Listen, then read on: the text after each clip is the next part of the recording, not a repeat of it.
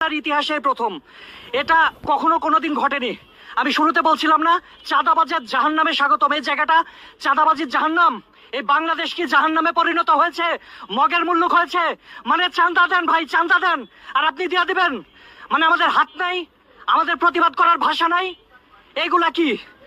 আজ থেকে বাংলার যে প্রান্তে আনাচে কানাচে জনগণ যদি সোচ্চার হতো, তাহলে এ ধরনের ঘটনা ঘটতো না।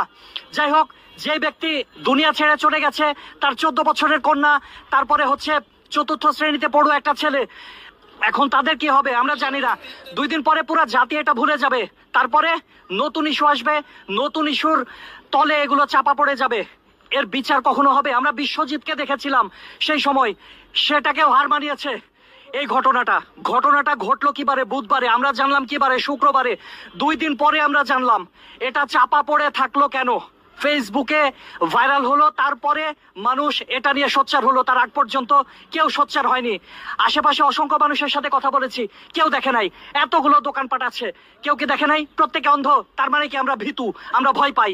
যাই হোক, এই ভয়ের রাজ্য একটা দেশ ছিল, হীরক রাজার দেশ। সেই হীরক রাজার দেশ থেকে আমরা এখন চাঁদাবাজির রাজার দেশে